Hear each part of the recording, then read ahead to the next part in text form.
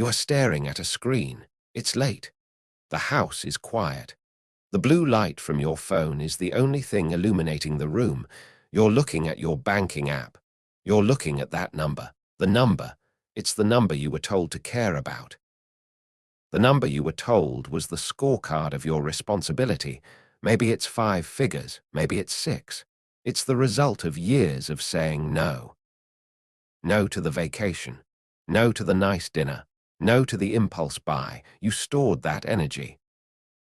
You locked it away in this digital vault because you were told that this is what responsible people do.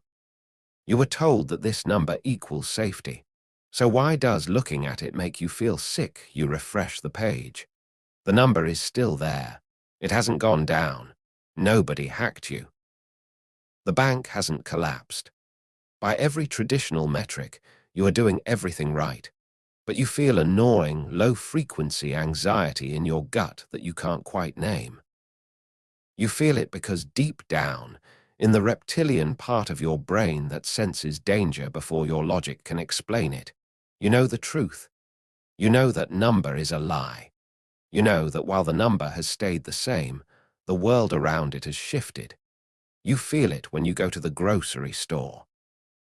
You're standing in the aisle holding a package of ground beef. You remember vividly what this used to cost 3 years ago. You look at the price tag now. It's 40% higher. You look at the package. It's 10% smaller. You put it back. You grab the cheaper brand. You grab the filler. And in that moment, standing under the fluorescent lights of the supermarket, the illusion of your savings account shatters. You realize that the money sitting in your bank isn't a battery storing power. It is a block of ice sitting on a sidewalk in July. It is melting. Every second you leave it there, it gets smaller. Not the number. The number stays perfectly, tauntingly still. What's melting is your life. What's melting is your ability to command the world with that labor you already performed. You worked thousands of hours to earn that number. You traded your time, your finite, non-refundable time on this earth, in exchange for those digital digits. And while you sleep, while you work, while you comfort yourself with the idea of a safety net, that time is being stolen from you. This is the bank's dirty secret. They need you to believe that the vault is safe. They need you to believe that savings means preservation.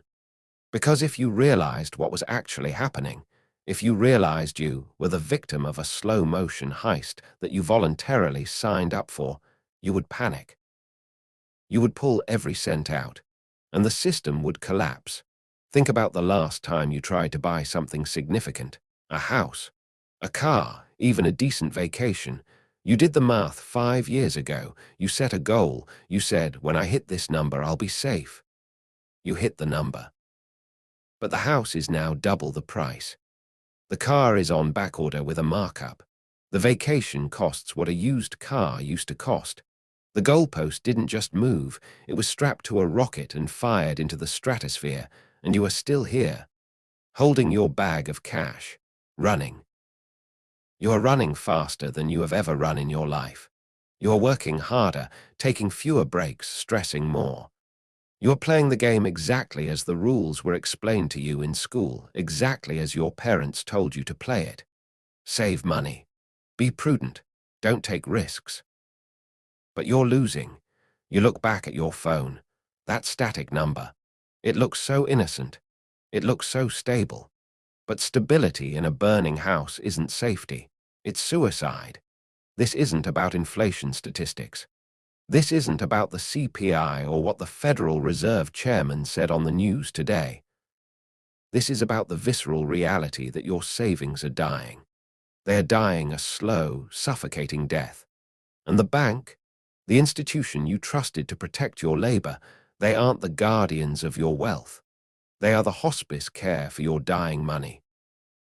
They are smiling at you, offering you a fraction of a % in interest, a crumb, an insult. While they lend your money out to people who actually understand the game, making hand-over-fist returns on the capital you are too afraid to deploy. They are using your fear against you. Your fear of loss is the exact mechanism that guarantees your loss. You think you are being conservative. You think you are avoiding risk. I'll just keep it in cash, you say. I'll wait for the crash. I'll wait for things to settle down. Pause. Things are never going to settle down. The chaotic upward spiral of prices isn't a bug in the system. It is the feature. The system is designed to punish the saver. It is engineered to bleed the prudent dry to bail out the reckless. You are the battery that powers the machine, and the machine doesn't care if the battery runs out. You look at that screen again. You need to stop seeing savings. You need to start seeing decay. You need to see that number for what it really is, a countdown timer. Every day you do nothing. Every day you leave that capital idle in the hands of a banker who views you as a resource to be mined. You are setting fire to your own past. You worked for that money. You bled for it. You missed your kid's soccer game for it. You stayed late at the office for it. You swallowed your pride and dealt with that boss you hate for it. And now you are letting it rot. This is the uncomfortable truth. The bank isn't robbing you at gunpoint. They don't have to. They convinced you to walk into the cell, lock the door, and hand them the key. You are sitting in the dark, watching your life's work evaporate, and you're thanking them for the privilege. The theft is silent, but the death of your savings is loud. Can you hear it? It starts with a notification, a small vibration in your pocket. You pull out your phone. It's an email from your streaming service. We're updating our prices to continue bringing you the best content. It's a $2 increase. Just $2. You swipe it away. You don't even think about it. $2 is nothing. $2 is a rounding error, but it's not just $2. You go to get lunch, the same spot you've gone to for 3 years. You order the same sandwich, but when you get back to your desk and unwrap it, something feels off. It feels lighter. You take a bite. It's mostly bread.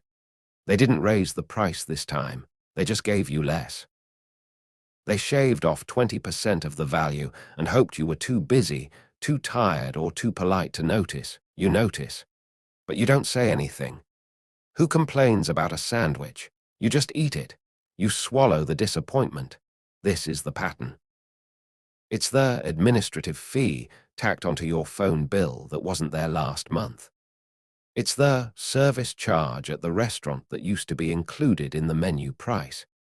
It's the gas pump ticking up faster than it used to, draining your account for the exact same mileage. It is 1,000 paper cuts and you are bleeding out in slow motion. Then comes the big one. The yearly review. You sit across from your boss. You've killed it this year. You hit your targets. You stayed late. You wore the mask. They smile at you. They slide a piece of paper across the desk. We really appreciate your hard work, they say. We're authorizing a 4% raise. You smile. You say, thank you. You feel a wave of relief. 4%.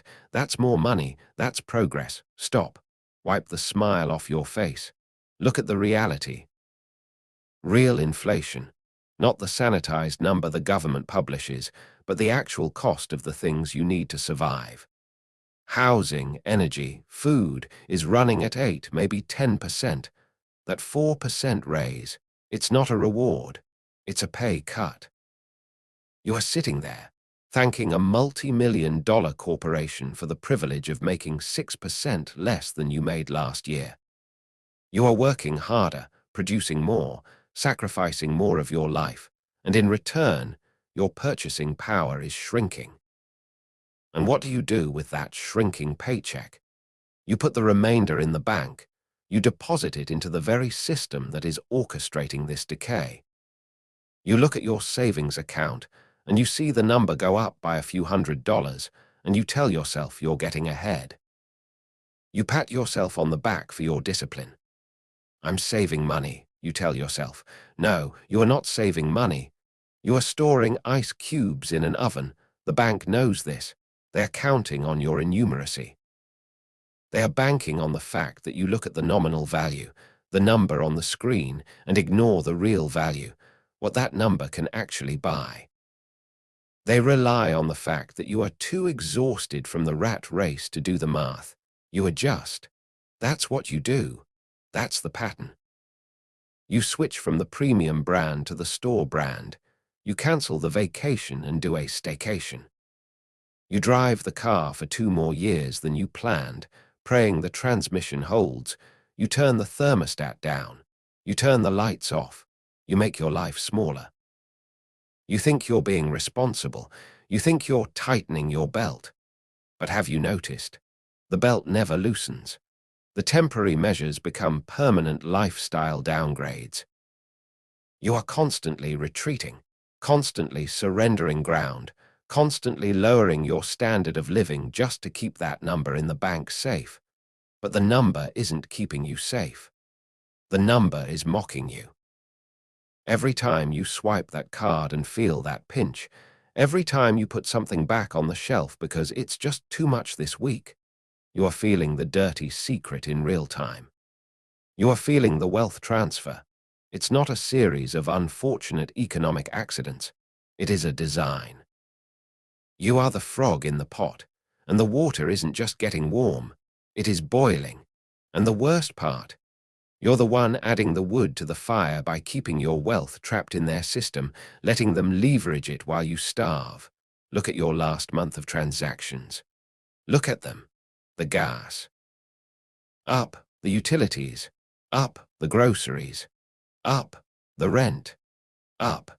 Now look at the interest payment the bank gave you for holding your life savings, $0.43. Does that feel like a fair trade to you? Does that feel like safety? Or does it feel like you're being played? Here is the physics of money that they didn't teach you in school. It is the single most important rule you will ever learn, and understanding it will either make you rich or keep you poor forever. Wealth is never destroyed. It is only transferred. When you look at your bank account and feel that purchasing power slipping away, when you see that your dollar buys less than it did yesterday, do not make the mistake of thinking that value has simply vanished into thin air. It hasn't. That value didn't die. It was stolen. It was moved from your pocket to someone else's. This is the great wealth transfer. And you are on the wrong side of the transaction. Picture this. You have your money in the bank. Let's say $50,000. You are proud of this. You worked hard for it. You are keeping it safe. Now, look at the guy across town. The irresponsible one. The guy who borrows money. He walks into the same bank. He borrows your $50,000. Actually, thanks to fractional reserve banking, the bank uses your $50,000 as collateral to lend him $500,000.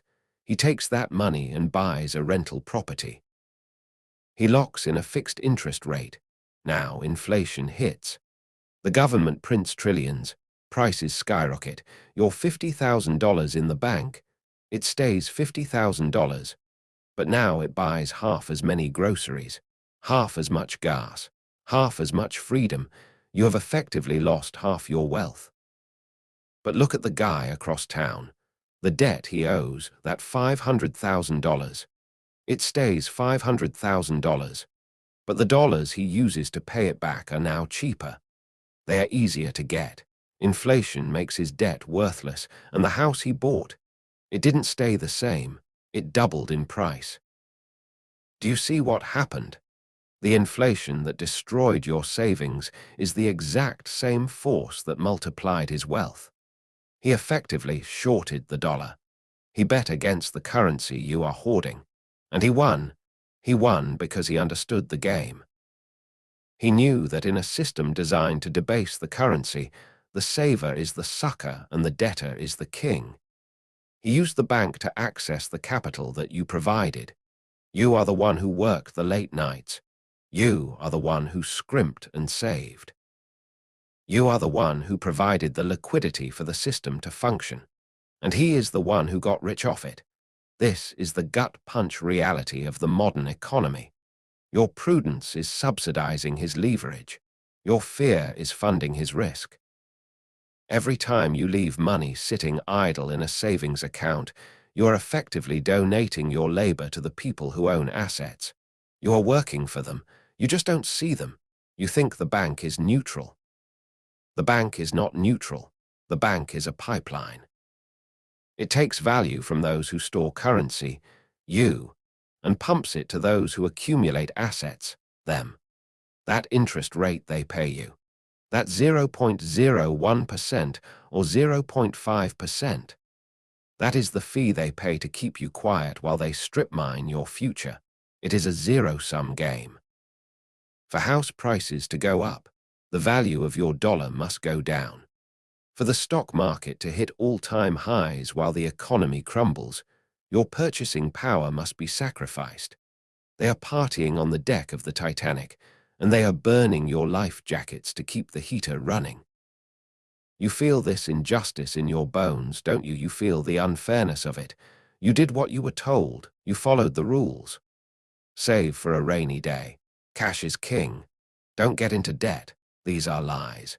In this environment, cash is not king. Cash is trash. Cash is a melting ice cube. Cash is a liability masquerading as an asset, and the people telling you to save. The bankers, the politicians, the financial gurus on TV, look at their portfolios. Are they holding cash? No, they own real estate. They own gold. They own businesses. They own the very things that get more expensive as your money becomes worthless. They are preaching prudence to you while they practice leverage for themselves.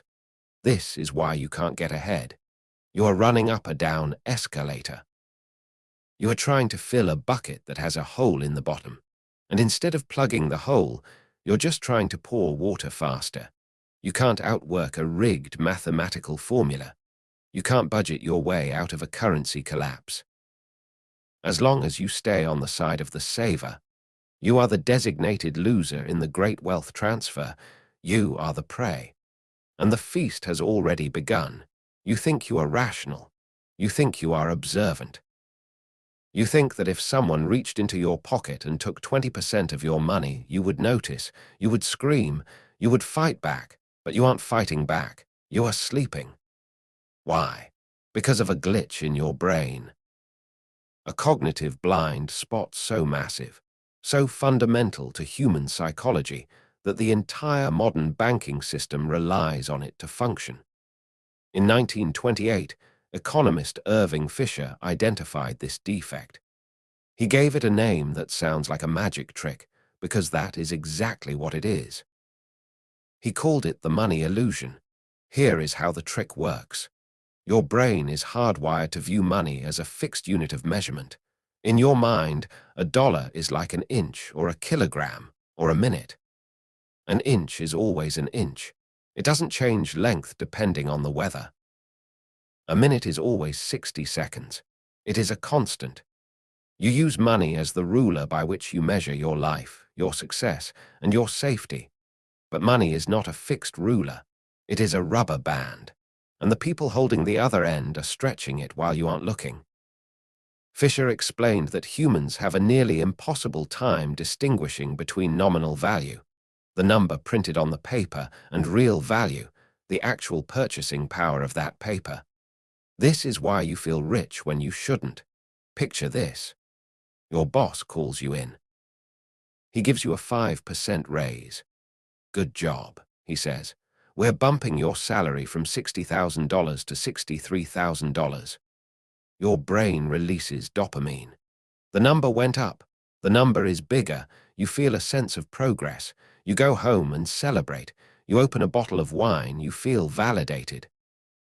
But inflation that year is 8%. In real terms, your purchasing power didn't go up. It went down by 3%. You didn't get a raise. You got a pay cut. You are technically poorer today than you were yesterday. You can buy less food, less shelter, less energy. But because the number got bigger, your brain registers it as a win. This is the money illusion. It is a hallucination of wealth. Now, reverse the scenario. Imagine if your boss called you in and said, "We are cutting your salary by 3%. The number on your check will be smaller. You would be furious. You would quit. You would burn the place down. The injustice would be visible, tangible, undeniable. But because the theft happens through the value of the money rather than the amount of the money, you accept it. You swallow it. You even say, "Thank you." This is why the bank loves you. They know that as long as the number in your savings account doesn't go down, you won't panic. They could devalue the currency by 50% in a decade, which they have done. And as long as your balance reads $10,000 the whole time, you will feel safe. You are like a man standing in a room that is slowly filling with carbon monoxide. It's odorless. It's colorless. You don't cough. You don't choke. You just slowly get tired. You feel a little heavy. You lie down to take a nap, and you never wake up. That is what is happening to your financial life. The money illusion is the carbon monoxide. It masks the pain of the theft so that you don't react. If the government taxed you 20% directly from your bank account to pay their debts, there would be riots in the streets. But if they print money to pay their debts, causing 20% inflation, you blame the grocery store. You blame the gas station. You blame greedy corporations. You blame everyone except the magician who is manipulating the ruler. Fisher warned us. He told us that we are navigating a volatile ocean with a compass that doesn't point north. We are making life-altering decisions. How much to save, when to retire, how to invest, based on a measuring stick that is shrinking every single day. You are building your house on quicksand, but because the quicksand is moving slowly, you think it's concrete. Wake up from the illusion. Stop looking at the number. The number is a lie. Look at what the number buys. Look at how many hours of your life it takes to buy a loaf of bread today versus 5 years ago. That is the only math that matters. And that math tells a terrifying story. You have the data now. You understand the math. You see the theft happening in real time. But here is the strange part. You haven't moved a cent. You are still sitting there. The money is still in the savings account. And if I had to bet, you're going to leave it there tomorrow too. Why? It's not because you're stupid. You aren't. It's because you are addicted to the cage. There is a deep, evolutionary glitch in your brain that the bank exploits with surgical precision. It is called loss aversion. Psychologists know that the pain of losing $1 is twice as intense as the pleasure of gaining $1. You are hardwired to fear the downside far more than you value the upside. The bank knows this. They know that you are terrified of volatility. You look at the stock market, or real estate, or Bitcoin, or a business, and you see a jagged line. You see red days. You see graphs that go down. You imagine putting your $10,000 into the market and waking up tomorrow to see it become $9,000. The thought makes your stomach churn. It makes your palms sweat. The idea of losing money, seeing that number drop, is physically painful to you, so you run back to the bank. The bank offers you a flat line, a straight, calm, horizontal line. The number never goes down. It never flashes red. It never judges you. It feels safe. But this is the comfort of the cage. You are like an animal that has been raised in a zoo. You know that outside the bars there are predators. There are storms. There is uncertainty. So you choose to stay in the enclosure where the zookeeper feeds you predictable, flavorless pellets every day. You choose the guarantee of the cage over the risk of the jungle. But here is the twist you aren't seeing. The cage is on fire. By choosing the safety of the bank, you aren't avoiding loss. You are just choosing a different kind of loss. You are choosing the invisible loss. When you invest, you might lose money. That is true. But when you save in a fiat currency, you are guaranteed to lose purchasing power. It is the difference between jumping out of a window and burning to death in the building. Jumping is scary. You might break a leg. It looks dangerous. Staying in the room feels safe for a moment. The floor is solid. The walls are still standing, but the fire is consuming the oxygen. The outcome is mathematically certain. You prefer the certainty of a slow death to the uncertainty of a chance at life. This is why you fall for it. This is why the bank's dirty secret remains a secret, not because they hide it, but because you don't want to see it. You want to believe that you can opt out of the economic war. You want to believe that if you just keep your head down and save your pennies, the system will reward you. You want to believe that you don't have to become an investor, a speculator, or a student of macroeconomics just to survive. I just want to be normal, you say. I just want to save my money. I know you do. It's not fair. It shouldn't be this way. You shouldn't have to be a hedge fund manager just to preserve the value of the labor you already performed. But wishing for a different world won't save you from this one. The bank sells you certainty. They package it in brochures with pictures of happy retired couples walking on the beach. They sell you the idea that the account is a fortress, but that certainty is a hallucination. The only thing certain about a savings account is that it will buy less tomorrow than it buys today.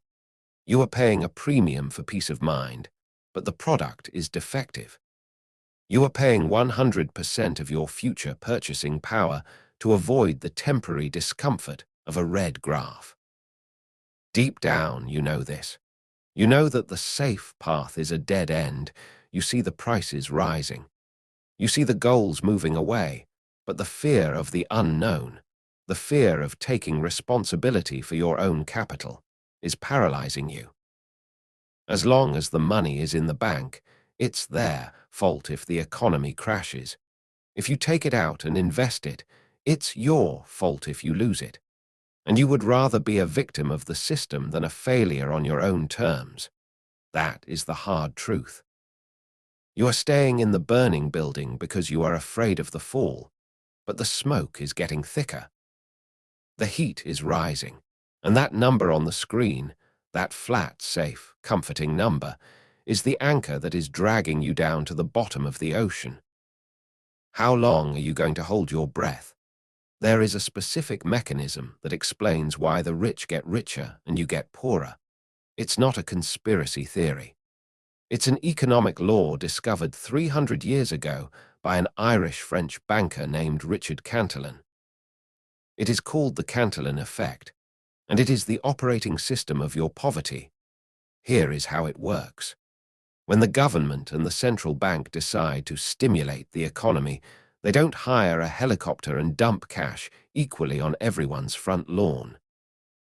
If they did that, prices would rise instantly, but at least everyone would have more cash to pay for them. No. They inject the money at a specific point. They pour the new money into the top of the pyramid. Picture a champagne fountain. You know, the kind at fancy weddings. A tower of glasses stacked high. The waiter pours the champagne into the single glass at the very top. That top glass overflows. The wine spills down into the tier below it, then the tier below that. And finally, if there's anything left, it trickles down to the bottom. You are the bottom glass. Here is the scene. The Federal Reserve prints $1 trillion. Who gets that money first? The big banks, the hedge funds, the government contractors, the massive corporations. They get the money fresh. Crucially, they get the money before prices have gone up. This is the magic trick. When a hedge fund gets $1 billion in cheap credit, they go out and buy assets. They buy houses. They buy stocks. They buy commodities. They are buying at yesterday's prices with tomorrow's money. They are shopping with a discount coupon that is paid for by your future misery. Because they are buying up all the assets, the prices of those assets rise. The stock market booms. Real estate skyrockets. Their economy looks great on TV. The people at the top of the pyramid, the ones in the first tier of the champagne tower, feel incredibly wealthy. They buy yachts.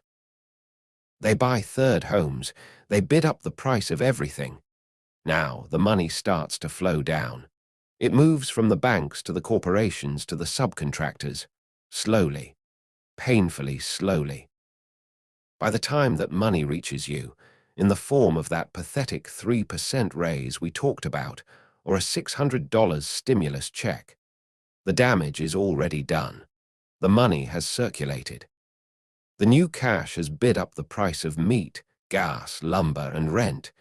You get the money last. You get the money after prices have risen. You are trying to buy the same assets, the house, the car, the life, but now they cost double. The elite got the purchasing power. You got the inflation. The Cantillon effect reveals the brutal hierarchy of money. Being close to the printer is the most profitable position in the world. Being far from the printer is a death sentence. Think about the last few years. The government printed trillions to save the economy. What happened? Billionaires added trillions to their net worths. Wall Street had its best years in history.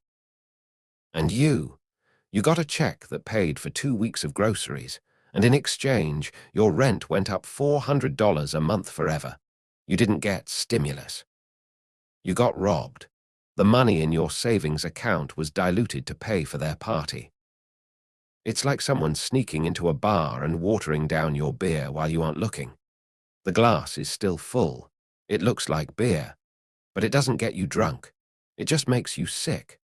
And the bartender, the central bank, is handing full shots of pure whiskey to the guys in the VIP section. This is why the gap is widening. It's not because they work 1,000 times harder than you. It's because they are upstream. They drink the water at the source. You are downstream, drinking the muddy, polluted runoff that's left over after they've had their fill. Every time you hear the news say, the Fed is injecting liquidity, translate that into truth. The Fed is diluting my savings to boost asset prices for the rich. It is a transfer of wealth from the savers to the investors, from the workers to the owners, from the outsiders to the insiders.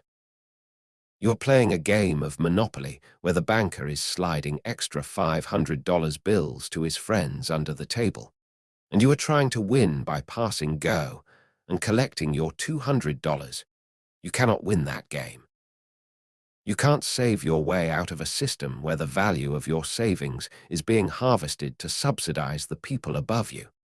The Cantillon effect guarantees that as long as you hold the currency, you are the victim. You are the one paying the tax. You are the one holding the bag. And the silence. That silence in the bank account where the number stays the same. That's the sound of the champagne flowing at the top of the tower. Let's stop pretending this is an accident. You watch the news. You see the politicians wringing their hands. They talk about inflation like it's a hurricane, a natural disaster that just happened to us. They call it transitory. They blame supply chains. They blame wars. They blame the weather. They are lying to you. Inflation isn't a mistake. It isn't a bug in the code. It is the code. Here is the cold, hard arithmetic that explains why your savings are doomed. The government is broke. They are $34 trillion in debt. That number is too big to comprehend, so let's make it human. They owe more money than they can ever pay back through taxation. If they taxed every billionaire at 100%, confiscated every penny of profit from every corporation, and taxed you into poverty, it still wouldn't cover the bill. So they have two choices. Choice A, default. They walk out to the podium and say, sorry, we're bankrupt. We can't pay the bonds. We can't pay the pensions. The game is over. This would cause a total collapse. It would be honest, but it would be political suicide. Choice B, the silent tax. They print the money to pay the bills. They pay their debts with currency that they just created out of thin air. Imagine you owe a friend $100, but you have a magic photocopier in your basement. You print a crisp $100 bill. You hand it to him. Here you go. Debt paid. Technically, you paid him. But because you printed that money, every other dollar in existence is now worth slightly less. You diluted the pool. This is exactly what the government is doing, but on a scale of trillions. They are choosing to default on their debt not by refusing to pay, but by paying with worthless paper. This is where you come in. This strategy only works if there is a sucker at the table. They need someone to hold the cash while they devalue it. They need a class of people who are willing to store their labor in a melting currency. That person is you. Economists have a polite name for this. They call it financial repression. It sounds technical. It sounds boring. What it actually means is stealing money from savers to pay off debtors. Here is the mechanism. They keep interest rates below the rate of inflation. If inflation is 7% and your savings account pays 4%, you are losing 3% of your wealth every single year. That negative 3% isn't bad luck. It is the tax rate. It is the price you are paying to service the national debt. You are not just losing purchasing power. You are actively bailing out the system.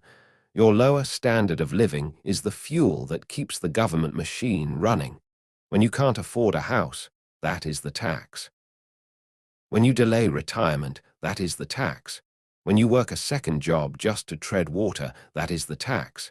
It is a tax that was never voted on. You never saw it on a ballot. It was never debated in Congress. No one signed a bill called the 2026 Asset Confiscation Act. But it is more effective than any income tax because it is invisible. John Maynard Keynes, the architect of this very system, said it himself. By a continuing process of inflation, government can confiscate, secretly and unobserved, an important part of the wealth of their citizens. Secretly and unobserved, they are counting on your ignorance. They are banking on the fact that you will look at the higher prices and blame the grocery store owner. They are banking on the fact that you will blame your boss for not paying you enough. They are banking on the fact that you will turn on your neighbor, fight over scraps, and engage in culture wars, all while missing the hand that is reaching into your pocket. This is the dirty secret. The bank isn't just a business, it is a collection agent for the state. By keeping your money in their vaults, you are volunteering to pay this silent tax. You are saying, "Here, take my life energy. Take the hours I worked. Dissolve them to pay for your wars, your programs, your deficits." You think you are a citizen. In the eyes of this economic model, you are fuel. And fuel is meant to be burned. As long as you play by the rules of 1990, save cash, avoid risk, be prudent, you are the perfect victim. The system is predatory. It hunts the savers. And right now it is feasting. You are tired.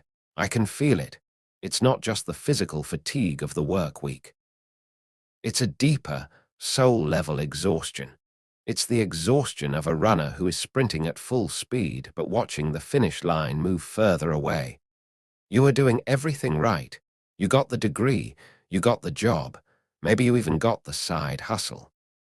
You drive Uber on weekends. You sell things on eBay, you freelance. You optimized your budget. You cut the avocado toast. You stopped buying the lattes. You are running faster than you have ever run in your life. And yet, you are in the exact same spot. Lewis Carroll wrote about this in Through the Looking Glass. The Red Queen tells Alice, "Now, here you see, it takes all the running you can do to keep in the same place. If you want to get somewhere else, you must run at least twice as fast as that." Welcome to the Red Queen's race. This is the psychological torture chamber of the modern saver. You set a goal. I need $50,000 for a down payment. You scrape. You save. It takes you 3 years. You finally hit $50,000. You look up. The house didn't wait for you. The house went up $100,000 while you were saving the $50,000. The down payment you need is now $70,000, so you run harder. You save more. 2 years later, you hit $70,000. You look up again. Interest rates doubled. The monthly payment is now out of reach. The requirement is now $90,000. You are chasing a ghost. The math is rigged against your labor. Here is the truth that hurts. Your labor cannot compound. You can only work so many hours. You can only drive so many Ubers. You can only skip so many meals. Your effort has a ceiling, but money printing, that has no ceiling. Asset inflation, that has no limit. The printer can create money faster than you can earn it. A central banker can press a button and devalue your year of hard work in a millisecond. You are bringing a knife to a nuclear war. Look at your parents or your grandparents. They worked one job, one income. The wife stayed home. They bought a house. They had 2 cars. They went on vacation. They had a pension. They weren't geniuses. They weren't grinding 24/7. They didn't listen to podcasts about productivity hacks. They just walked. And because the ground wasn't moving beneath them, walking was enough. You are sprinting. You have 2 incomes. You have side gigs. You have no pension. And you can barely afford a condo. This isn't because you are lazy. This isn't because you buy too many iPhones. It's because you are trying to outrun an exponential curve with linear effort. The tragedy is that you blame yourself. You lie in bed at night and think, I just need to work harder. I just need to be more disciplined. You internalize the failure of the currency as a failure of your character. Stop. It is not your fault. You are a hamster on a wheel that is hooked up to a turbo engine. The faster you run, the faster the wheel spins. The more you save in cash, the more capital is available for the banks to lend out, fueling the very asset bubbles that are pricing you out of existence. Your prudence is powering the treadmill that is killing you. This is the burnout. This is why an entire generation feels hopeless. It's the realization that the traditional path, labor for wages, wages to savings, is broken. You can't labor your way to wealth when the money is broken. You can't save your way to freedom when the savings are melting. You are fighting gravity.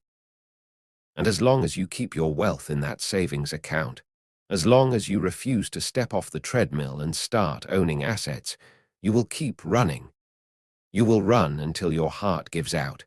And when you collapse, looking up at that receding finish line, the bank will still be there, smiling, holding your money, ready to lend it to the next runner. We have spent the last 20 minutes looking at the villain. We have looked at the bank. We have looked at the government. We have looked at the Federal Reserve. We have pointed fingers at the system, the inflation, the debt, and the rigged game. But now I need you to do something uncomfortable. I need you to put the finger down. I need you to turn around. I need you to look in the mirror. Because the hardest truth of all isn't about what they are doing to you. It is about what you are doing to yourself. You know the truth now. You know the math. You know the game is rigged against the saver. And yet, you are still holding the cash. You are still checking that savings account. You are still hoping that if you just wait long enough, prices will come down. Why? It isn't because you are trapped. The exit doors are wide open. You can buy assets. You can buy gold. You can buy Bitcoin. You can buy stocks.